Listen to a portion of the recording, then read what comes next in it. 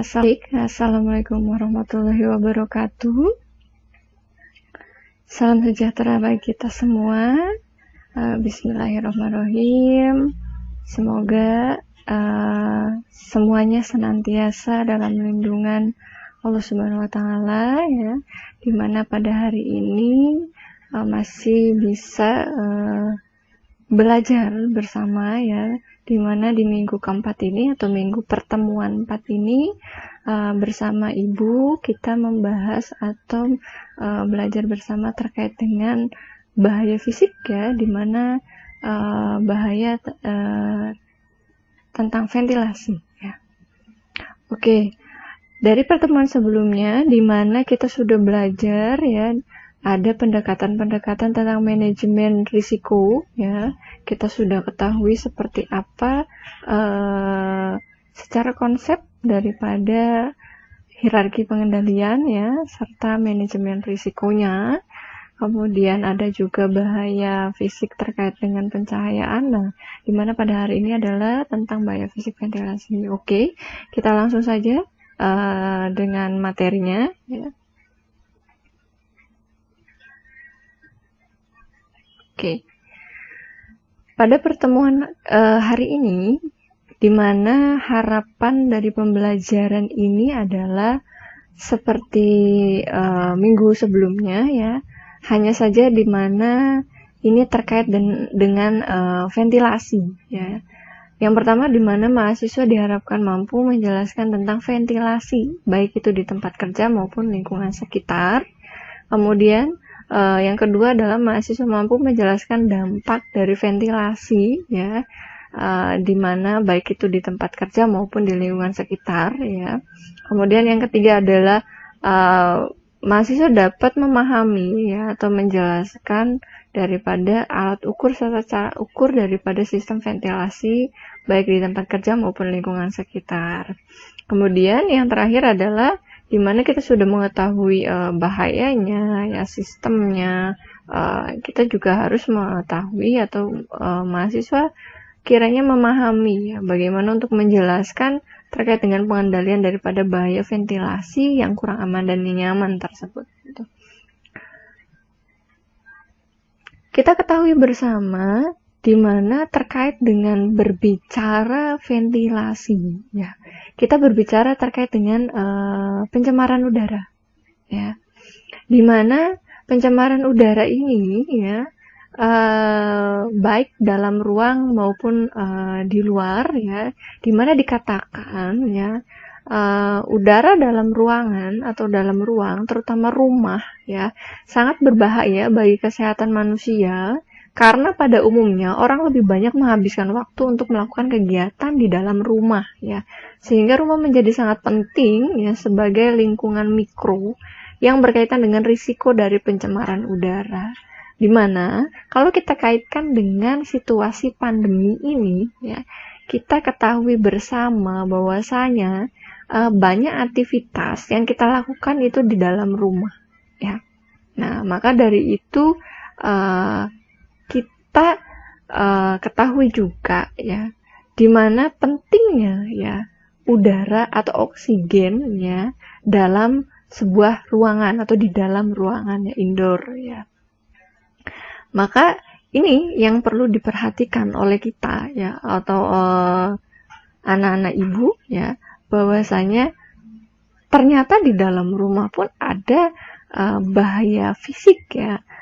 Dari segi apa fisiknya, dari segi ventilasinya. Apakah ventilasinya itu mencukupi, ya, atau kebalikan daripada hal tersebut. Nah, ini perlu diketahui, ya.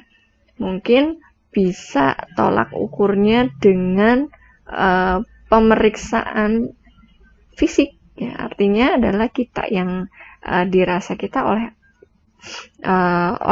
hasil pemeriksaan itu seperti apa, ya. Contohnya bisa saja mengalami gangguan-gangguan kesehatan, yaitu sama seperti materi sebelumnya, ya, di mana identifikasi sebuah bahaya itu bisa dilakukan dengan berbagai macam metode, ya. Ada kejadian dulu baru diperiksa, ya, atau didata, atau sebelum terjadi humannya yang diperiksa, ya, artinya ada notification dari humannya, ya, ada informannya gitu. Oke. Di mana terkait dengan ventilasi ini, ya, baik di tempat kerja maupun lingkungan sekitar, ya, kita sebut ini di tempat kerja, ya. Pekerja butuh udara segar mendekati standar agar tercipta lingkungan kerja yang sehat, aman dan nyaman tentunya, ya. Kemudian penggunaan bahan kimia pada industri yang menghasilkan berbagai partikulat atau partikulasi dari segi gas, debu, dan lain-lain dengan konsentrasi ruangan yang melebihi batas. Ada juga yang demikian, ya. Kemudian konsentrasi daripada paparan udara atau dalam udara yang memaparkan kepada pekerja setiap hari tanpa adanya gangguan kesehatan, ya, atau TLV, ya, threshold limit value, atau konsentrasi rata-rata substansi yang memaparkan pekerja selama waktu kurang dan lebihnya itu 8 jam per hari sesuai dengan waktu jam kerja nasional, ya, atau 40 jam per minggunya tanpa gangguan kesehatan, ya, atau juga dikenal dengan TW, di mana menurut konsentrasi ini rata-rata substansi yang diperlukan, ya, dalam pajanan atau paparannya itu kisaran kurang dan lebih 8 jam per harinya, atau 40 jam per minggunya. Nah, ini adalah konsentrasi atau nilai ambang batas udara, ya, dalam situasi dan kondisi yang cukup baik atau distandarisasikan, ya. Oke. Kemudian kita ketahui bersama untuk proses atau pengertian daripada sebuah sirkulasi udara, baik itu dalam di tempat kerja kita maupun di lingkungan sekitar kita. Oke. Di sini kita mengartikan, ya, ventilasi ini sebagaimana adalah proses penyediaan udara segar, ya, supplier, dan pengeluaran atau exhaust, ya, baik secara alamiah maupun mekanis, ya. Itu adalah ventilasi, ya. Atau ventilasi pun didefinisikan sebagaimana merupakan proses untuk mensirkulasikan udara segar ke dalam bangunan gedung dalam jumlah atau sesuai dengan kadar kebutuhan daripada pengguna humannya, ya, tentunya. Itu adalah definisi daripada sebuah ventilasi, ya. Oke, kita ketahui bersama ada proses di sini, ya, ada supplier, ada exhaust, ada in, ada out, ya. Oke, di sini ada jenis ventilasi, ya. Jenis ventilasi dibagi menjadi 3 bagian. Ada yang mengatakan 2 bagian, ada yang mengatakan 3 bagian. Oke, kita ambil yang terbanyak saja, ya, secara teoritis, yaitu di mana jenis ventilasi ini dibagi menjadi 3 bagian. Yakni yang pertama adalah ventilasi alami, ya, kemudian ventilasi buatan, ya, dan ventilasi kombinasi. Oke. Kita bahas dulu yang pertama adalah ventilasi alami. Ventilasi alami ini terjadi karena adanya perbedaan tekanan, ya, di luar suatu bangunan gedung yang disebabkan oleh angin, ya, dan karena adanya perbedaan temperatur sehingga terdapat gas-gas panas yang naik di dalam saluran ventilasi. Oke, itu definisi dari ventilasi alami, ya. Jadi di sini ada kita katakan sama seperti sebelumnya, materi sebelumnya, ya, pencahayaan. Alami ini adalah kategorinya menjadi SDA, sumber daya alam, ya. Itu bentukannya atau yang bisa kita rasakan adalah sebuah angin, ya, gitu. Angin yang kita rasakan, gitu. Itu adalah ventilasi alami, ya. Kemudian perancangan sistem ventilasi alami ini seperti apa, ya? Yang baiknya, yang standarisasinya. Oke. Yang pertama, tentukan kebutuhan ventilasi udara yang diperlukan sesuai fungsi ruangannya, ya. Ini menentukan sebuah kebutuhan ventilasi udara, ya. Kemudian tentukan ventilasi gaya angin atau ventilasi gaya termal yang akan digunakan. Artinya di sini diperlukan adanya penentuan ya atau penilaian ya dalam sebuah kebutuhan untuk ventilasi alamiah ini ya. Arah anginnya kita contohkan rumah kita ya. Biasanya arah anginnya itu adalah dari arah barat ya. Bangunan rumah itu kita mengarah kepada arah barat. Jadi saling keterkaitan ya. Jadi saling mengisi gitu.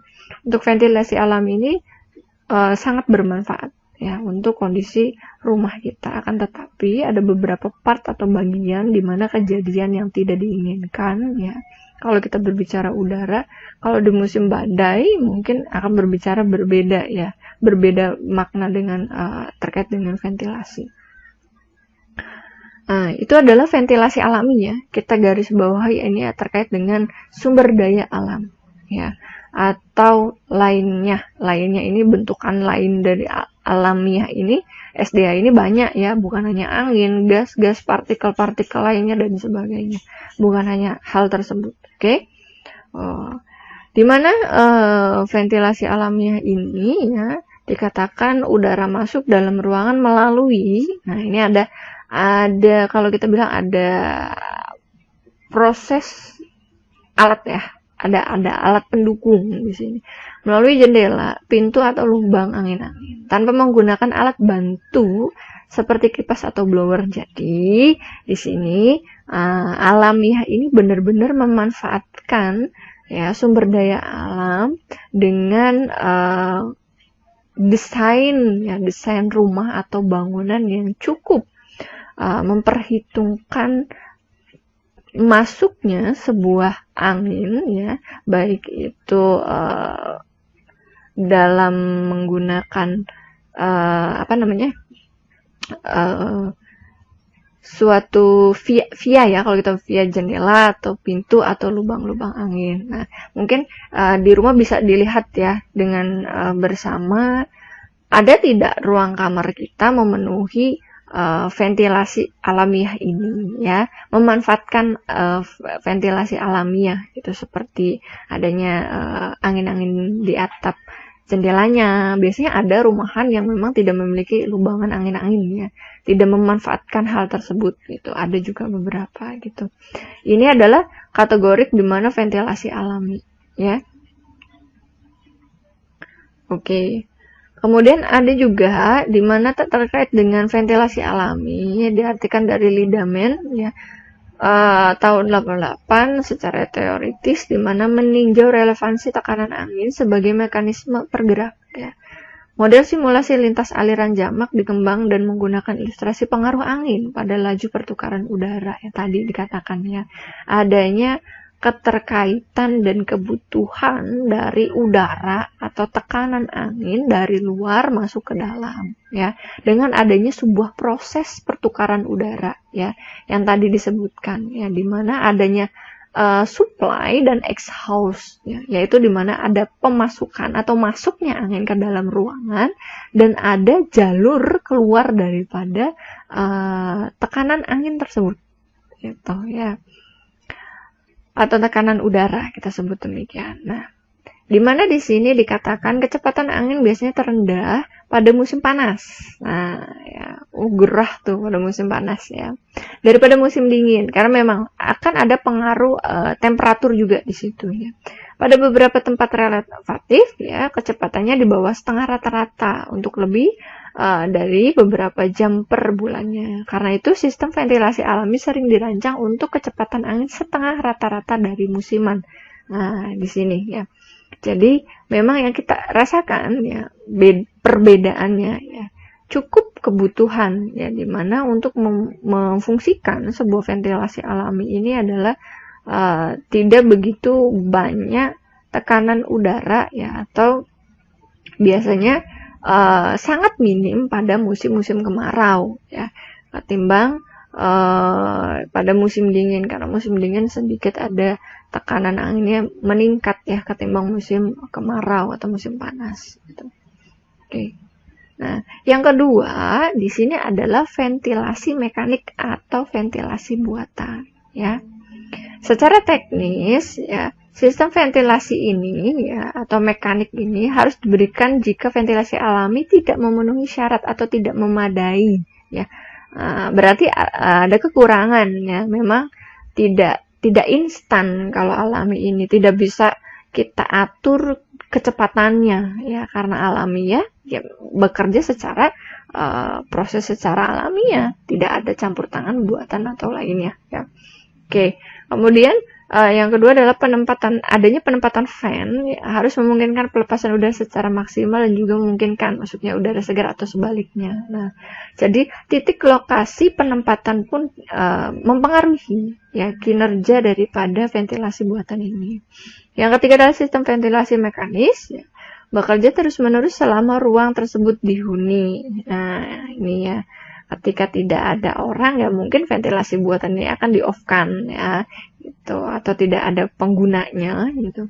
Kemudian yang keempat, bangunan atau ruang tertutup ya harus dilengkapi sistem ventilasi mekanik untuk membuang udara kotor ya, dan minimal 2/3 volume udara ruang harus terdapat pada ketinggian maksimal 1 meter dari dasar lantai ya. Artinya ruangan yang tertutup seperti kita contohkan ya pada toilet atau kamar mandi ya, di mana diperlukan adanya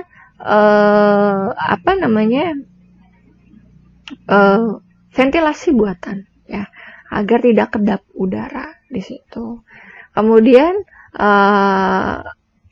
ruang parkir pada ruang bawah tanah atau basement ya, yang terdiri dari lebih dari satu lantai, adanya gas buang mobil pada setiap lantai tidak boleh mengganggu udara bersih pada lantai lainnya. Artinya, seperti ruangan-ruangan yang memang tertutup kedap udara, ya, sulitnya ventilasi alami masuk, ya, atau berproses, maka ini sangat diperlukan. Contoh kecilnya pada parkiran-parkiran yang memang kedap udara ya di bawah lantai, biasanya di bawah gedung kalau kita sebut ya. Kita contohkan parkiran-parkiran pada publik itu ya. Ada yang memang bentuk parkiran itu di bawah gedung ya, jadi kayak di bawah lorong gitu. Nah, itu perlu adanya pemasangan dari ventilasi mekanik atau bantuan ya buatan. Karena apa? Untuk tetap terjaganya kondisi ruangan atau terpenuhinya udara di bawah dasar bawah tanah tersebut gitu ya, dasar lantai, kiranya seperti itu. Kemudian besarnya pertukaran udara yang disarankan untuk berbagi fungsi ruangan harus sesuai ketentuan yang berlaku. Nah, ya. Jadi seimbang ya, saling mengisi dan memenuhi kebutuhan. Oke. Di sini dicontohkan daripada ventilasi mekanik atau buatannya seperti AC ya. Nah, sistem kerja AC ini adalah di mana menyedot udara dalam ruang kemudian disaring dan dialirkan kembali dalam ruangan. Nah, itu ya. Atau fan ya. Nah, ini adalah AC ya, kita contoh. Atau fan, hasilkan udara yang dialirkan ke depan exhaust. Artinya dia menghasilkan udara ya dari luar ke dalam gitu. Kalau si AC kan sistem kerjanya dari dalam untuk dalam juga gitu ya gitu. Sistem kerjanya buatan semua sistemnya. Oke, baik itu AC maupun fan. Dilanjut.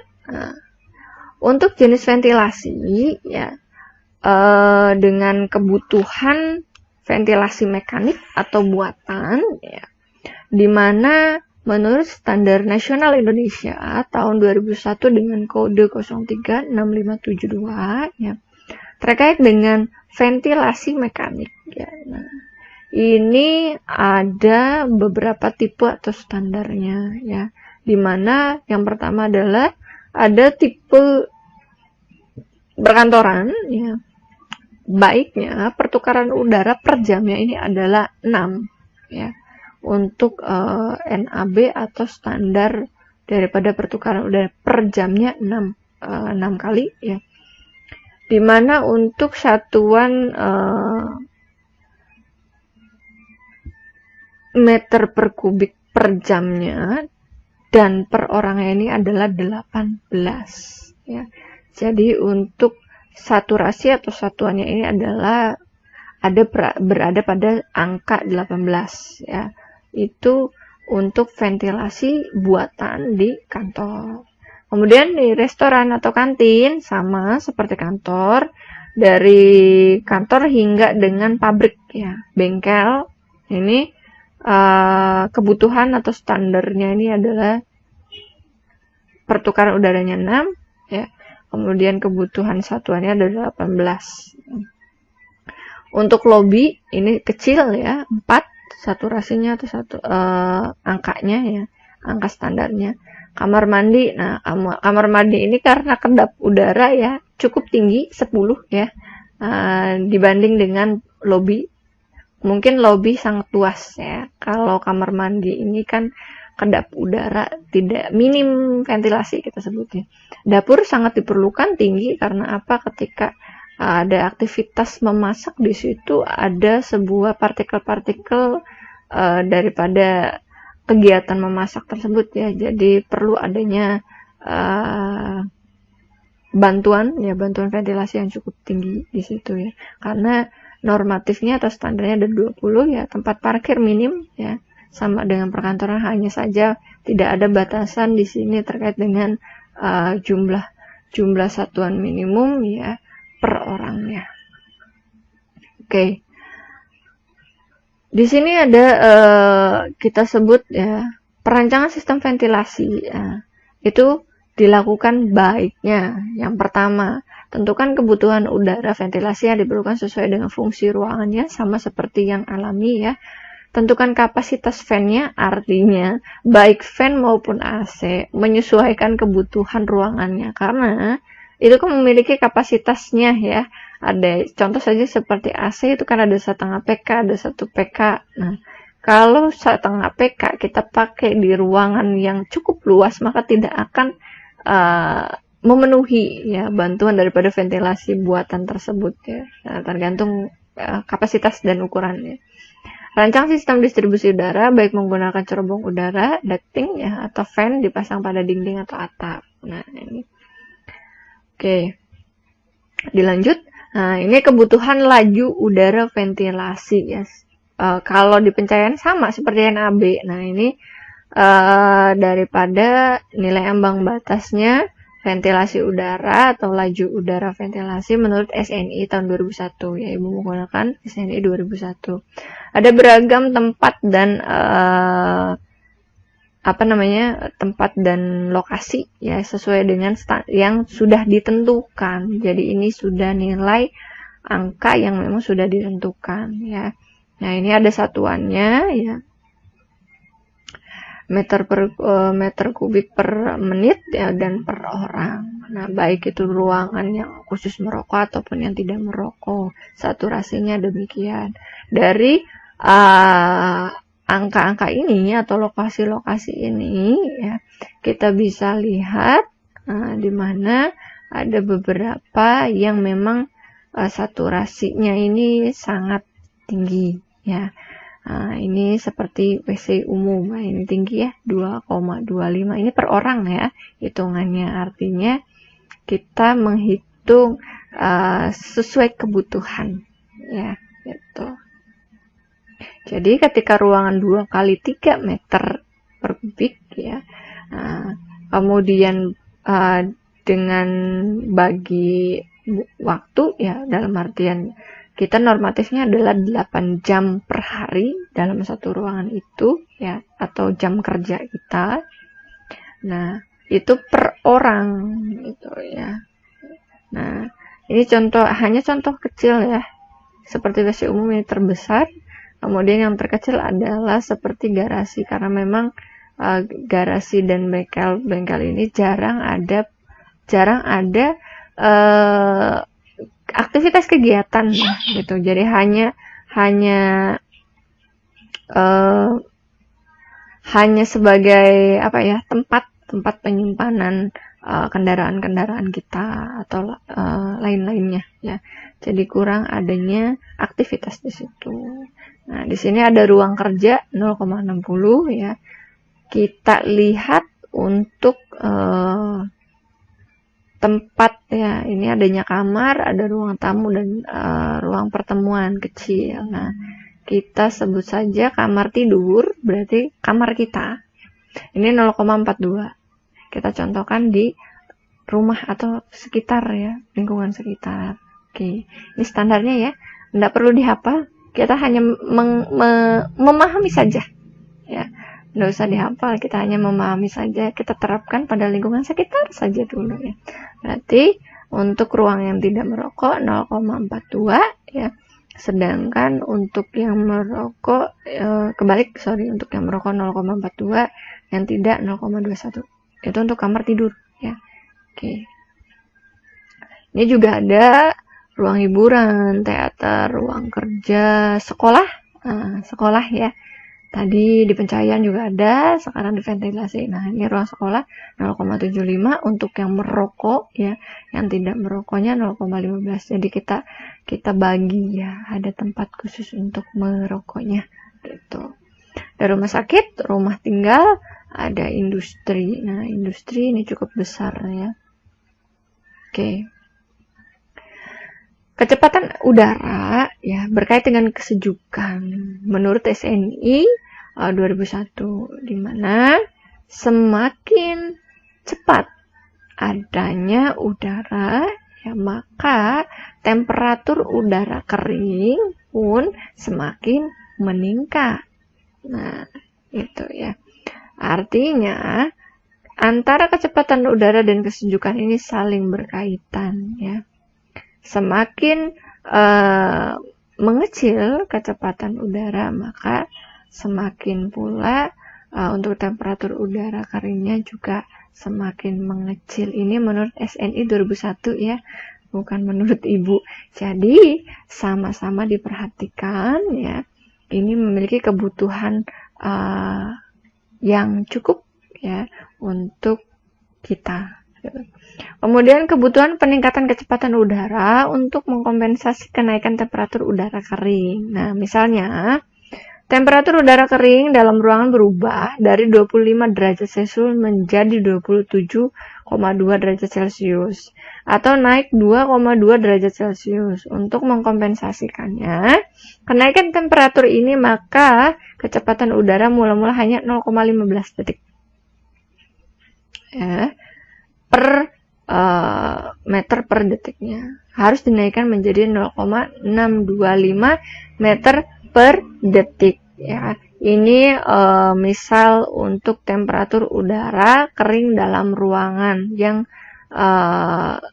kering ya, gitu. Bukan keadaan ruangan yang basal atau basah ya. Oke, mungkin ini agak sedikit rumit ya.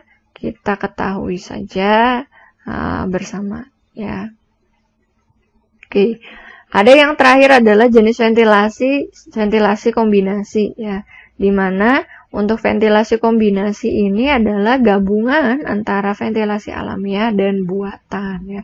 Jadi dalam satu lokasi atau satu tempat itu memang berisikan atau ada berupa alamiah dan buatan, seperti contoh dalam ruang kamar tidur kita ada ventilasi alamiah dan buatan, ada AC, ada angin-angin ya, lubang angin-angin.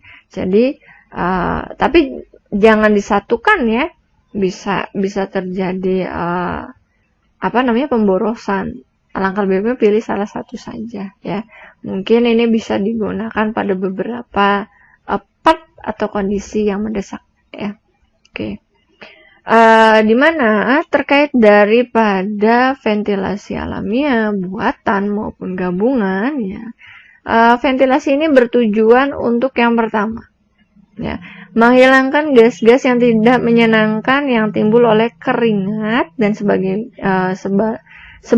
sebagainya ya, dan lainnya, atau gas-gas pembakaran ya, atau polutan-polutan lainnya yang ditimbulkan oleh pernafasan maupun proses-proses kegiatan industri maupun pembakaran lainnya. Nah, ini jadi tujuannya adalah menghilangkan toksik kita sebutnya demikian ya, atau karbon dioksida ya gitu. Tuh.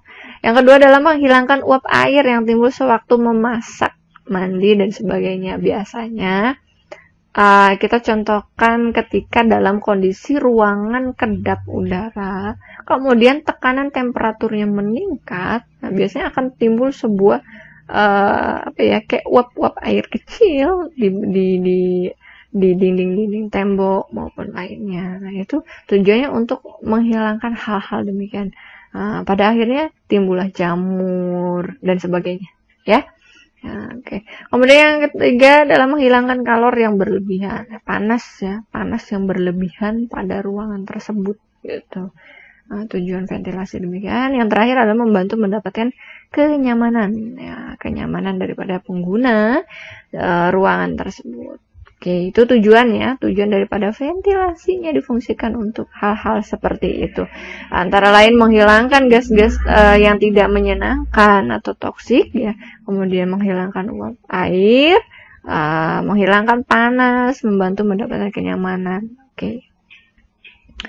Ini sama ya, mengeluarkan bau dan kontaminan, ya, mengekstrak polutan artinya adalah mengeluarkan sesuatu atau karbon dioksida yang tidak kita butuhkan, ya, mengendalikan suhu dan kelembaban ruangan, mengurangi potensi kebakaran atau ledakan, ya, bahkan mensuplai udara bersih. Ini ya tujuan daripada fungsi ventilasi. Oke.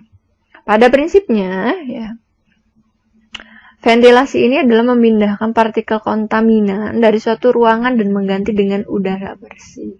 Ya, prinsip kinerjanya, sistemnya, ya. Adanya pergantian udara dilakukan kurang dan lebih 6 kali per jam, menjaga suhu ruangan antara 21 hingga 28 derajat Celcius. Nah, serta yang terakhir adalah menjaga kelembaban hingga standarisasi 65 hingga 90% untuk kelembabannya, ya. Jadi bisa mengatur kelembabannya, ya, kemudian suhunya, serta mengganti partikel-partikel atau polutan-polutan yang sudah terkontaminasi bercampur dengan karbon dioksida dan menggantikan udara yang bersih yang kita memang butuhkan. Gitu. Nah, kita ketahui sudah terkait dengan beberapa prinsip sistem ventilasi, ya. Kemudian di sini ada alat ukurnya, ya. Alat ukurnya seperti apa, ya? Bagaimana cara mengukurnya? Sebenarnya hampir mirip dengan alat pencahayaan, ya. Hampir mirip, hanya beda ini adalah kita berbicara udara atau kecepatan angin, ya.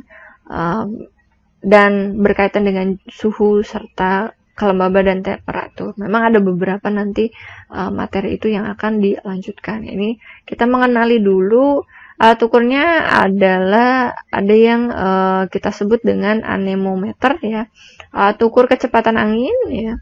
Kemudian manometer, ya, tekanan udara dalam ruang tertutup, ya. Kemudian ada juga barometer, ya, alat ukur tekanan udara dalam satuan miligram, ya. Ini kita ketahui bersama untuk alatnya, ya. Tuh. Oke, dilanjut. Untuk cara pengukurannya hampir sama, ya, seperti pencahayaan, ya, luxmeter, ya. Hanya saja di sini ini berbicara mengukur kecepatan aliran udara dan luas lubang ventilasi atau kita bilang kecepatan angin, ya. Nah, di sini nama alatnya adalah anemometer, ya, aliran udara atau kecepatan angin dengan saturasi atau satuan meter kubik per detik atau meter persegi, ya. Oke. Kemudian untuk ventilasi, ya, di mana dibagi volume ruang bagi jumlah udara per menitnya. Cara ukurnya nanti kita lihat, ya, tutorialnya. Oke.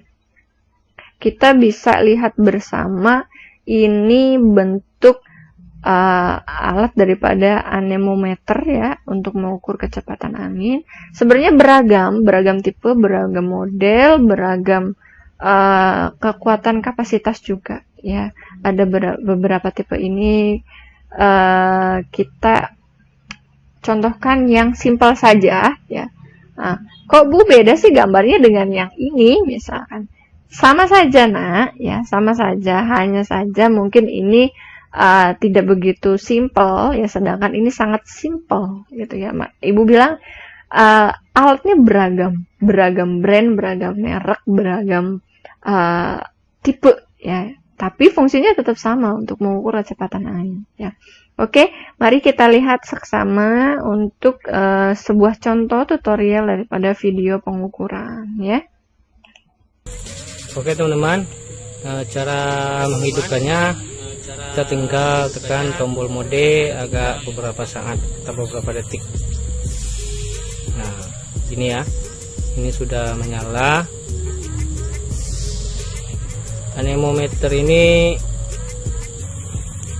angka yang ada di tengah ini, angka 00 ini angka untuk menghitung kecepatan angin.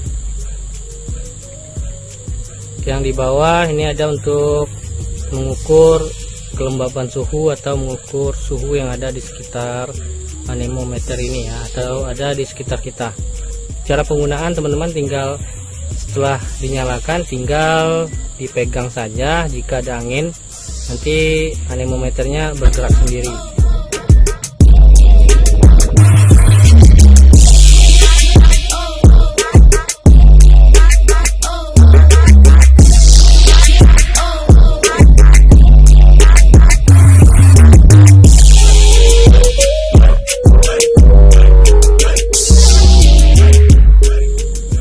Oke, jadi begitu ya kira-kira. Jika ada angin, dia langsung menghitung kecepatan angin tersebut. Jadi seperti ini ya, ini tampilannya anemometer.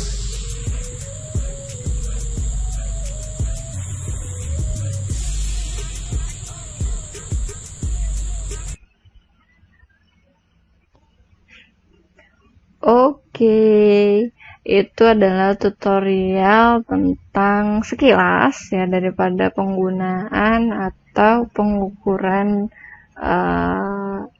menggunakan anemometer tipe yang simple ya. Tipe apa ini? GM8116 ya. Ini sangat simple cara menggunakannya ya.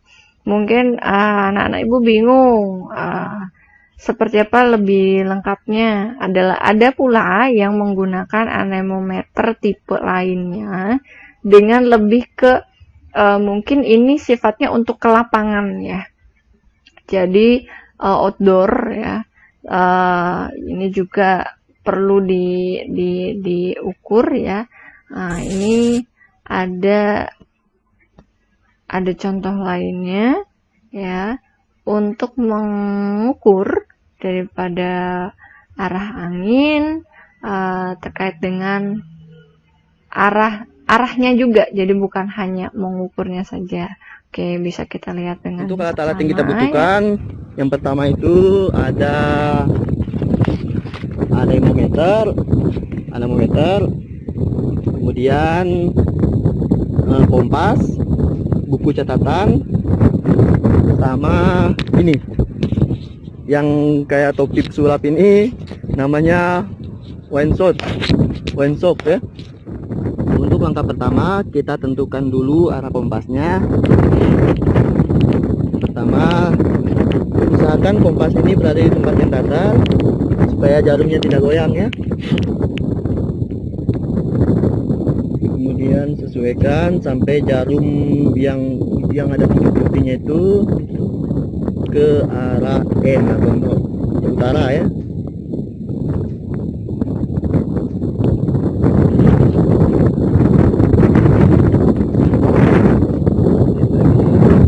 Oke, ya udah ya. Dan kunci itu di angka 0 di arah utara atau 0. Kemudian selanjutnya pasang windshot di galah atau kayu yang lumayan panjang ya, supaya arahnya mudah kita ketahui. Oke, windshotnya sudah terpasang, dia sudah berkibar di atas sana. Kita perhatikan terlebih dahulu ujung windshotnya dominan ke arah mana. Nanti baru disesuaikan dengan angka yang ada di kompas ya. Tunggu beberapa saat, kamu perhatikan.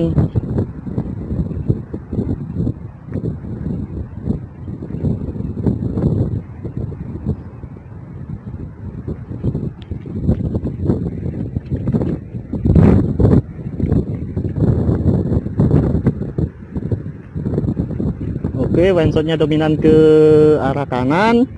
Lalu kita sesuaikan dengan angka yang ada di kompas.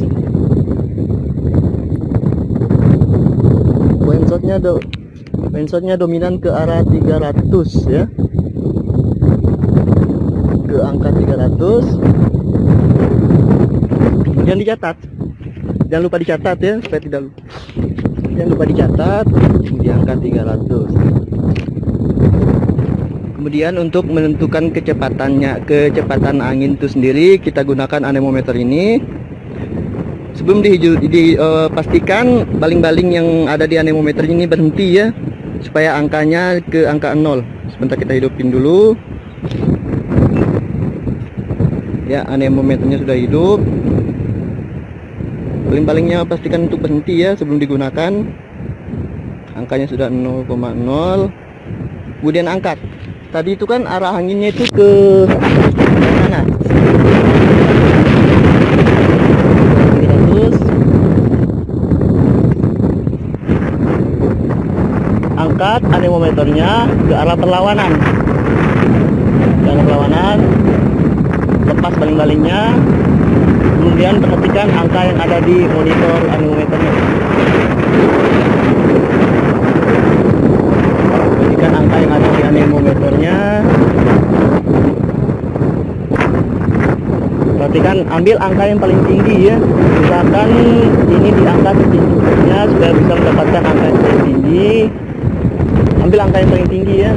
18,4. Oke, setelah beberapa menit kemudian dicatat untuk kecepatannya tadi itu ada 18. Kemudian untuk temperaturnya, perhatikan angka yang perhatikan monitor yang ada di anemometernya. Di sini kan ada dua angka. Yang di atas itu merupakan temperaturnya ya. Ini untuk kecepatan, yang di bawah ini. Yang di bawah ini untuk kecepatan. Kemudian di atas itu untuk temperaturnya. Temperaturnya sendiri itu ada 32,5 ya. Untuk temperaturnya. Oke, yang tadi sudah dilihat ya untuk video daripada cara ukur untuk menggunakan anemometer ya. Tadi kakaknya sudah sangat jelas ya, sudah sangat gamblang sekali, dimana yang pertama adalah siapkan alatnya. Nah, kalau tidak ada windshocknya, kita punya mungkin bisa dipakai menggunakan plastik ya. Kita bisa gunakan alternatifnya gitu. Plastik yang memang sudah dilubangi ya, agar angin itu bisa keluar ya. Jadi kita bisa mengukur, kemudian kita ikat pakai tali ya atau benang yang memang cukup kokoh ya. Itu juga bisa pakai manual ya. Nah, kemudian ada jarum ya, jarum kompas ya, kompas untuk mengukur arahnya.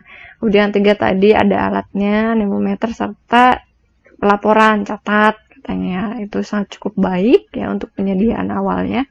Kemudian adalah tadi mengukur arahnya menggunakan kompasnya dulu. Gunakan di mana sampai dengan north ya, arah utara, di mana alat petunjuk jarumnya.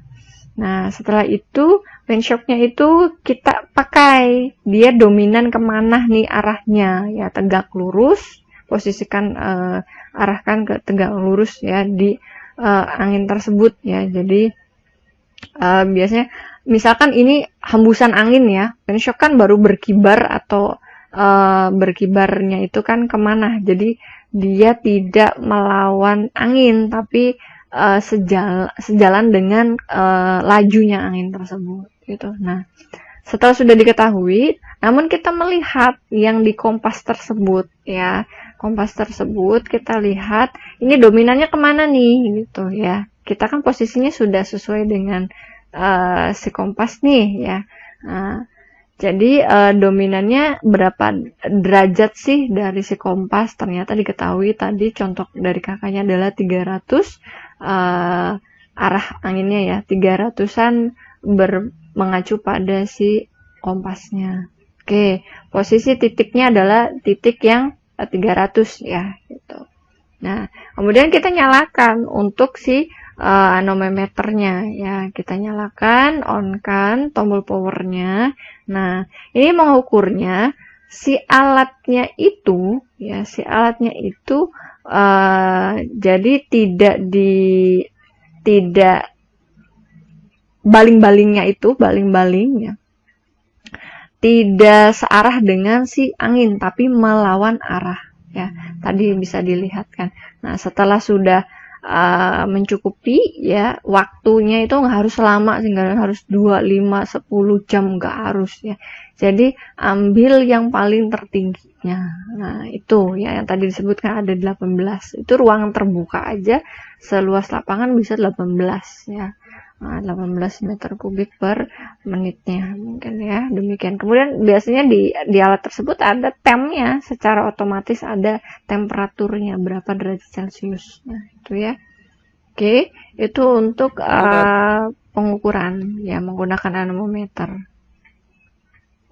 Nah, kita lanjut untuk standar ya, standar daripada kita ketahui bersama ya, standar dari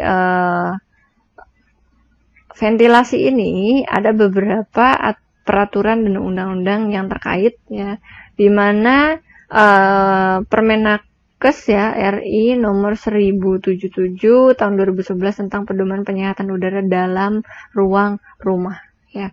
Syaratnya apa saja? Nah, di sini ya. Sebenarnya berbagai macam syarat ya, kualitas udara yang cukup baik untuk di rumahan ya. Nah, di sini terkait dengan ventilasi adalah kualitas fisik ya. Terdiri dari parameter partikulat ya. Ini particulate meternya adalah 2,5 dan PM10 ya.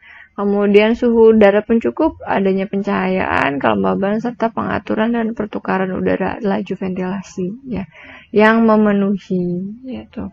Kemudian ada kualitas kimia ya. Nah, ini juga ada beberapa kualitas kimia yang seharusnya mencukupi ya. Ibu tidak bahas ini, nanti ada momennya sendiri ya. Kemudian kualitas biologik ya, terdiri dari parameter bakteri dan jamur. Artinya semua komponen kualitas ini kiranya mencukupi, memenuhi dan seimbang. Artinya semakin adanya ventilasi alamiah yang difungsikan ya, kemudian maupun buatan yang difungsikan dan digunakan, maka hal-hal baik itu faktor-faktor lainnya yang dapat timbul dari kekurangan udara ya, itu bisa diminimalisirkan ya. Jadi seperti perkembangan bakteri pun kalau keadaan lingkungannya lembab maka bisa meningkat ya. Nah, ini jangan sampai gitu ya. Tuh. Nah, di sini untuk laju ventilasi sendiri ya dari Permenaker ini kadarnya ini disyaratkan adalah 0,15 sampai 0,25 ya meter per detik untuk ventilasi ya. Pencahayaan ya minimal 60 lux. Ini standar dari Permenaker ya. Ini berbeda peraturan, tapi memang kurang dan lebih standarnya demikian. Ini standar yang minimalnya kita ikuti ya, agar apa? Untuk kebaikan bersama juga ya. Nah, yang lainnya nanti kita bahas bersama, dan sudah ada pula yang sudah kita bahas ya. Oke. Ini menurut SNI ya, udara ruang yang masuk ya. Kemudian ambiennya atau NAB-nya ya. Nah, ini untuk AC ya. Ini syarat pendingin udara dan pendingin air. Kisaran temperatur baik dalam bola kering dan basahnya masing-masing sudah distandarkan ya. Oke. Seperti itu ya, dimana terkait standarisasi ini adalah pada SNI 2001 ya, tentang tata cara perancangan sistem ventilasi dan pengondisian udara pada bangunan gedung, standar temperatur, pendingin, peralatan sistem pengondisian udara yang digerakkan dengan listrik. Gitu artinya ada tenaga energi bantuan ya. Catatan, dalam tabel dipakai untuk jenis peralatan, di mana untuk AC peralatan komersil industri ya, kemudian ada terminal paket air conditioner ya, kemudian AC ruangan menurut standar ANSI ya. Ini standarnya ya, bisa di googling, dicek ya. Kemudian standar juga didasarkan pada kondisi standar lainnya, seperti untuk listrik, jumlah aliran udara pada koil, pendingin, jumlah aliran udara kondenser, kebutuhan, ya, dan tahanan air udara seperti dijelaskan pada standar pemakaian. Oke. Ini TLV ya, atau NAB-nya ya, di mana konsentrasi substansi dalam udara yang memapar pekerja setiap hari tanpa adanya gangguan kesehatan ya diminimalkan atau distandarkan, dikategorikan menjadi 3 bagian, yaitu ada rendah, sedang, dan tinggi. Kalau rendah, TLV-nya ya lebih dari part per million by volume atau 0,0005 ya, dikatakan sedang 100 hingga dengan 500 ppm ya, atau tinggi ya kurang dari 100 ppm ya, baiknya sedang saja. Oke, untuk TLV-nya. Ini ruangan ya, kita contohkan ruangan operasi dan ruangan luka bakar. Ada supplier udara ya, meter per kubik per jam per orangnya 2,8, pertukarannya minimal 10, dan kecepatan udaranya 0,3 ya. Oke. Pernahkah anak-anak ibu melihat seperti ini? Jawabannya adalah pernah ya. Lihat di mana? Apakah di masjid, di musola, di pabrik, atau di tempat mana? Apakah ini biasanya seperti bola-bola ini memang berputar? Sistem kerjanya apa sih? Untuk apa? Nah, ini adalah ventilasi buatan ya. Sorry, Ibu ulangi. Nah, ini adalah ventilasi ya. Contoh ventilasi turbin ya, baik itu menggunakan ventilasi alamiah maupun buatan ya, dimana ini tidak menggunakan sistem kerjanya tidak menggunakan listrik ya, tapi alamiah menggunakan kecepatan angin, dimana tujuannya untuk memfungsikan membantu proses sirkulasi udara dalam bangunan tersebut atau ruang tersebut. Oke, mari kita lihat untuk sekilas info dari turbin ya, ventilator turbin. Ya, ini dinamakan turbin ventilator. Turbin ventilator adalah alat sejenis exhaust fan atau roof fan, di mana fungsi alat tersebut adalah menghisap udara panas, debu, dan juga berfungsi sebagai alat ventilasi atau sirkulasi udara. Turbin ventilator otomatis tidak memakai tenaga listrik, bebas perawatan, dan dapat bekerja selama 24 jam sehingga jauh lebih efisien dibandingkan dengan exhaust fan dan roof fan. Turbin ventilator merupakan alat untuk sirkulasi udara yang baik, sehingga akan mencegah udara panas terperangkap dan menyebarkan radiasi panas dalam bangunan, serta mengatasi kelembaban, bau, dan pengap dalam bangunan. Turbin ventilator adalah alat sirkulasi udara tanpa motor penggerak sehingga tidak memerlukan energi listrik, bebas biaya perawatan, dan mampu bekerja selama 24 jam non-stop. Turbin ventilator dapat bergerak atau berputar dengan bantuan aliran udara atau angin dan juga dengan adanya perbedaan suhu antara dalam dan luar bangunan yang akan menyebabkan perbedaan tekanan udara. Rongga pada sirip-sirip turbin ventilator didesain untuk dapat menangkap setiap hembusan angin yang lewat, meski hanya angin kecil dapat memutar turbin ventilator tersebut. Udara panas akan naik ke atas dan akan menekan keluar melalui sirip-sirip turbin ventilator. Produk turbin ventilator yang baik terbuat dari bahan aluminium berkualitas atau bisa juga stainless steel sehingga anti karat. Selain itu, harus terdapat leher yang presisi sehingga putaran turbin ventilator tidak menimbulkan suara.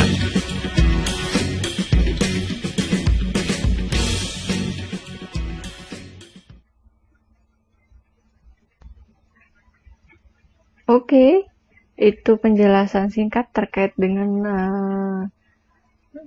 turbin ventilator ya. Jadi sering atau pernah kita lihat juga itu diimplementasikan di beberapa industri ya dan lingkungan sekitar ya. Oke. Kita sudah ketahui ya terkait dengan sistem ventilasi ya, kemudian seperti apa standarnya, bagaimana cara mengukurnya ya, kemudian apa sih akibatnya ya. Oke. Di sini ada beberapa yang dicantumkan. Sebenarnya banyak sekali ya yang diakibatkan daripada kekurangan atau kerusakan daripada tidak menerapkan sebuah ventilasi yang cukup baik dan nyaman. Salah satunya adalah mengakibatkan sakit kepala karena apa? Kekurangan oksigen dalam tubuh kita ya. Kemudian gangguan kesehatan lainnya ya seperti bronkitis ya, kemudian memicu asma yang memang sudah memiliki asma misalkan ya. Kemudian ketidaknyamanan bekerja seperti pengap, kegerahan dan ketidaknyamanan ya. Mengurangi aktivitas kerja menjadi lesu ya, lungai dan sebagainya, atau menjadi tidak nyaman ya, ingin cepat-cepat keluar dari ruangan tersebut karena kalor yang panas misalkan. Atau hipoksia ya, sesak nafas dan sebagainya. Takikardi juga bisa ya, jadi cepat sekali ya jantung kita berdetak gitu ya, saking kurang kurang oksigennya dalam tubuh kita. Itu sekilas tentang beberapa akibat daripada bahaya ventilasi ya. Oke. Ada pula dampak dari adanya pencemaran udara dalam ruang rumah terhadap kesehatan dapat terjadi baik secara langsung maupun tidak langsung ya, dampaknya seketika dan tidak seketika gitu ya. Gangguan kesehatan secara langsung dapat terjadi setelah terpajan, antara lain iritasi mata, iritasi hidung, tenggorokan, serta sakit kepala, mual dan nyeri otot, termasuk asma, hipersensitif, pneumonia, flu dan penyakit virus lainnya ya. Itu langsung ya bisa dirasakan. Sedangkan gangguan kesehatan secara tidak langsung dampaknya dapat terjadi beberapa tahun kemudian. Nah, seketika dan tidak seketika ya. Setelah terpajan antara lain penyakit paru, jantung, kanker yang sulit diobati dan berakibat fatal. Nah, itu akibatnya ya. Oke. Ada pula penyakit lainnya ya, seperti bronkitis kronis, penyakit paru obstruktif kronik PPOK, kanker paru, kematian BBLR ya, kematian bayi usia kurang dari 1 minggu, otitis media dan ISPA ya, infeksi saluran pernafasan. TBC ya sering dijumpai pada lingkungan dengan kualitas udara yang minim ya atau kurang baik. Pertukaran udara yang tidak memenuhi syarat dapat menyebabkan suburnya pertumbuhan mikroorganisme atau bakteri ya yang mengakibatkan gangguan terhadap kesehatan manusia, jamur dan sebagainya ya. Itu adalah akibatnya. Nah, ini faktor risikonya apa saja? Kurang ventilasi ya, jumlah dan luas ventilasi tidak cukup sesuai dengan persyaratan kesehatan. Sekiranya penuhi ya sedikitnya memenuhi standar yang ditentukan. Tidak ada pemeliharaan AC secara berkala, ya. Ini untuk ventilasi buatan, ya. Misalkan AC-nya tidak dibersih-bersihkan, nah itu kan kipasnya atau saringan daripada AC-nya kan ada debu, kumpulan bakteri dan jamur di situ ada, ya. Nah, itu juga faktor risiko, ya, bisa menyebabkan dampak-dampak tersebut. Oke, di sini ada dasar hukum yang sudah kita ketahui bersama, ya. Ada Undang-Undang Nomor 1 Tahun 1970 tentang Keselamatan Kerja. Ini bapaknya undang-undang atau mbahnya undang-undang ini, ya. Untuk di K3 khususnya. Kemudian Permenaker RI Nomor 1007 Tahun 2011 tadi, ya. Ibu kurang mencantumkan tahunnya. Tentang pedoman penyehatan udara dalam ruangan rumah. Serta Peraturan Pemerintah RI Nomor 36 Tahun 2005 Pasal 38, ya, persyaratan kesehatan bangunan gedung sebagaimana dimaksud, ya, meliputi persyaratan sistem pengawahan, ya, pencahayaan, dan penggunaan bahan pengawahan. Ini adalah ventilasi, maksudnya gitu, ya, beda bahasa saja, satu makna. Oke. Ini sama pasal 39, ya, persyaratan ventilasi alamiah dan buatan. Ini pasal 40, ya. Nah, di sini, ya, untuk klasifikasinya berdasarkan distribusinya dan fungsinya. Distribusinya, sistem sentral, ya, peralatan sentral menyuplai seluruh ruangan gedung melalui sistem saluran udara duct, ya. Ini duct ini alat, ya. Sistem unit, ya, peralatan otonom menyuplai sistem ruangan melalui unit ventilasi tersendiri, ya, berarti sendiri. Fungsinya ada split dan kombinasi. Split ini pemecahan, ya, di mana peralatan menyalurkan udara pada suhu ruangan panas di antara secara radiasi melalui pendingin. Sedangkan kombinasi, peralatan menyalurkan udara pada suhu di atas atau di bawah suhu ruangan yang sesuai secara terpusat. Nah, itu secara klasifikasinya. Ada pendistribusian, ada fungsi. Nah, ini, ya, ini lantai, beberapa macam pengalokasian daripada udara, ya, di suatu ruang, ya. Ada dari ventilator atau ventilasinya ini ada yang di atas, ada yang bottom, ya, dengan sistem kerja yang memang beragam, ya.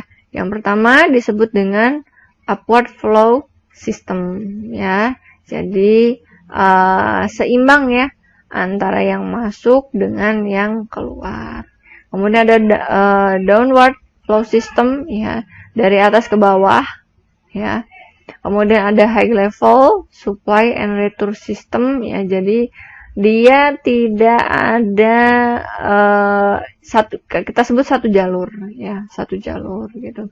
Sedangkan yang keempat adalah antara naik dan turun, ya. Jadi sistem distribusinya itu naik masuk dari bawah, turun juga ke bawah. Jadi ada dua pintu, ya, kita sebutnya demikian. Yang terakhir ada injector system, ya. Jadi beragam arah dan beragam ruang, ya. Di sini ada beberapa keterikatan antara ventilator ejector, ya, gitu. Jadi di sini beragam supplier dan exhaust-nya, gitu. Ada lebih daripada satu, ya. Oke, ini untuk pengendaliannya, ya. Untuk pengendaliannya di sini ada untuk alami dan buatan, ya. Dimana untuk alami kita memfungsikan adanya turbin, ya, itu juga bisa, ya, atau fan, ya. Kalau buatan kita gunakan AC, ya, air conditioner dan sebagainya. Oke. Kemudian untuk pengendalian lain dari macam ventilasi secara umum, ya. Ini contohnya ada pada temperatur, ya, untuk mengurangi bau-bauan dan sebagainya. Nah, ini bisa dibaca dengan seksama, ya. Ada local exhaust ya, menghisap polutan dari sumber emisi dan sebelum menyebar ke ruangan kerja dengan sedikit bantuan aliran udara. Ada exhaust exclude ya, di mana di sini adanya isolasi yang sempurna. Jadi adanya ventilasi buatan yang namanya exhaust exclude. Nah, pada pengendalian ini ya, kita bisa menerapkan pengendalian dari hierarki pengendalian itu, artinya adalah menerapkan bisa substitusi ya, jadi mengganti atau menambah alat ya. Kemudian administrasi juga, sistem shifting ya, gitu. Serta nampaknya di sini APD tidak diperlukan ya. Jadi lebih ke substitusi, rekayasa engineering ya, dan administrasi. Ini untuk general ya. Bisa ada pemasangan exhaust fan ya dari beberapa zona-zona tertitik, titik-titik yang memerlukan adanya exhaust fan ya, gitu. Nah, ini contohnya ya. Yang benarnya yang ini ya, untuk pemasangan ventilasi buatan. Nah, ini yang salah ya. Kenapa? Nah, karena yang ini kan sama-sama untuk pemasangan exhaustnya ini sama-sama di atas ya, gitu. Sedangkan untuk pembukanya dia jadi arahnya itu dari masuk ke exhaustnya atau supply ke exhaustnya tidak selaras ya.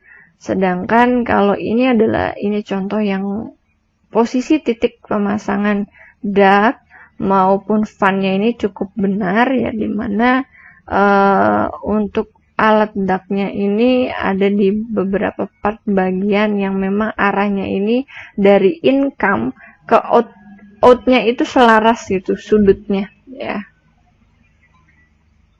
Oke, ini local exhaust ya.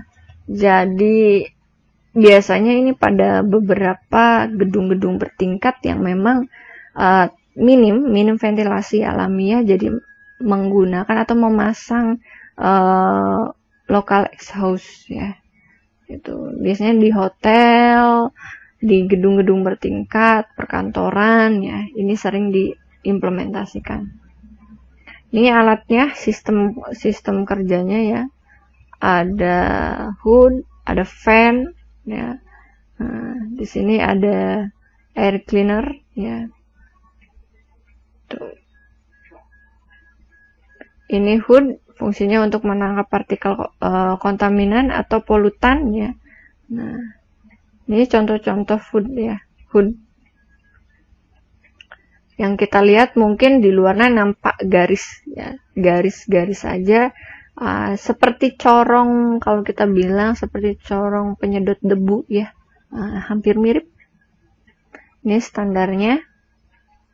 Ini duct ya, ini pembersih udara ya, pengatur kecepatan udara juga, bentuknya kurang dan lebih seperti ini duct ya. Ini sama. Mungkin kita berpikirnya begini saja, kalau di rumah ya, alat penyedot debu itu hampir mirip ya, dimana alatnya sedikit sistem kerjanya hampir mirip lah gitu ya. Itu, tapi memang ini difungsikan untuk udara, jadi dia juga mengambil polutan, mensuplai udara juga ke ruangan gitu ya. Jadi hampir mirip kalau ibu bilang dengan alat penyedot debu ya gitu. Bedanya ini cukup besar ya, cukup besar dan fungsinya memang untuk mensuplai udara dan exhaust ya, mengeluarkan. Ini pembersih ya, penyaring, kalau kita bilang adalah saringnya ya, air cleaner ya. Kurang lebih seperti ini fan ya, penggerak udaranya, kalau kita bilang ini baling-balingnya ya, ini penggeraknya. Nah, ini contoh untuk kita sebut rekayasa engineering ya. Jadi pemasangan exhaustnya ini seperti pada kamar mandi ya, yang memang kedap udara gitu. Oke. Nah, ini keuntungan daripada pemasangan ventilasi buatan ya, untuk pengurai udara ya. Adapun pula kekurangannya ya beberapa. Biasanya kekurangannya, minusnya ini cukup mahal ya, harga kalau kita berbicara gitu ya. Nah, ini pengendalian lainnya ya, rekayasa engineering bisa juga luas lubang ventilasi tetap minimal 5% dari luas lantai ruangan ya gitu. Dan ventilasi minimal 80 cm dari langit atau jendela kurang dan lebih 30 cm. Nah, jadi alangkah baiknya ya lebih tinggi ventilasinya dari dasar lantai gitu ya, cukuplah untuk jendela gitu ya. Pengukurannya itu kurang dan lebih 1 meter lah ya, kalau 80 cm lalu minim ya. Kemudian udara masuk ya, bersih tidak tercemar, adanya aliran udara, kemudian kelembaban udara ya cukup ya 40-70%. Nah, ini peralatan pemasok udara berkala dan juga artinya ada pemeliharaan ya. Kemudian pembersihan udara secara rutin, pengecekan peralatan, maintenance ya, diuji juga, gitu, diobservasi, dilihat juga alatnya sudah usang atau rusak atau ada jerebu atau lainnya ya. Oke. Nah, ini upaya untuk menyehatkan ya, dimana yang pertama, rumah harus dilengkapi dengan ventilasi minimal 10% luas lantai dengan sistem ventilasi silang ya. Artinya ada ventilasi di beberapa titik ruangan ya dibuat itu, jadi tidak semuanya dinding. Kemudian ruangan ber-AC, pemeliharaan AC pun dilakukan secara berkala sesuai dengan buku petunjuk dan penggunaan ya. Minimalnya setiap pagi jendela itu dibuka ya, jadi AC digunakan pada siang hari atau malam hari gitu ya, memfungsikan alamiah dulu. Menggunakan exhaust fan ya boleh ya jika diperlukan, karena ada beberapa ruang-ruang atau gedung-gedung yang memang memerlukan. Mengatur tata letak ruangan itu juga penting ya. Oke, pada hari ini kita sudah memahami sedikit ya terkait dengan materi sistem ventilasi atau bahaya fisik dari ventilasi ya. Ventilasi memang terbagi menjadi 3 bagian, ada alamiah, buatan, dan kombinasi, dengan fungsinya untuk membantu mensuplai udara yang kita butuhkan atau oksigen, dan mengeluarkan karbon dioksida atau partikel-partikel lainnya yang memang toksik untuk tubuh kita ya. Kemudian pengukuran kecepatan angin atau ventilasi ini menggunakan alat ukur anemometer ya. Untuk dampaknya itu beragam macam akibat yang ditimbulkan kepada tubuh kita ya, dari akibat kekurangan ventilasi ya, dimana mengakibatkan gangguan kesehatan. Akibat atau bahaya yang dalam konteks kekurangan ventilasi udara dapat dilakukan dengan meminimalisir atau memperbaikinya substansinya dengan menerapkan hierarki pengendalian ya, baik itu eliminasi, substitusi, rekayasa engineering, isolasi administrasi atau APD ya. Konsep itu sangat penting diterapkan ya untuk mengendalikan bahaya-bahaya atau potensi bahaya yang bisa saja terjadi. Oke. Mari kita lihat contoh atau review ventilator alamiah maupun buatan ya.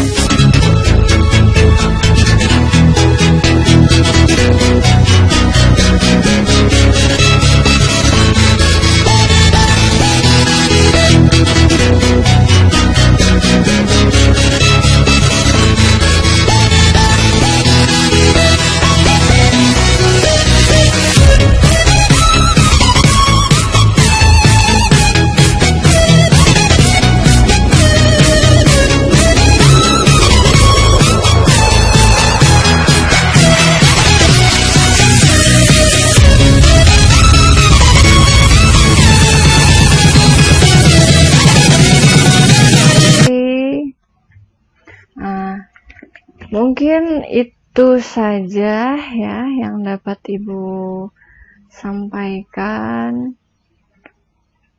pada minggu keempat atau pertemuan 4 ini ya. Semoga bermanfaat ya. Ibu cukupkan ya. Semoga pertemuan ini terkait dengan ventilasi ya dapat diimplementasikan ya ilmu-ilmunya di lingkungan sekitar saja dulu ya.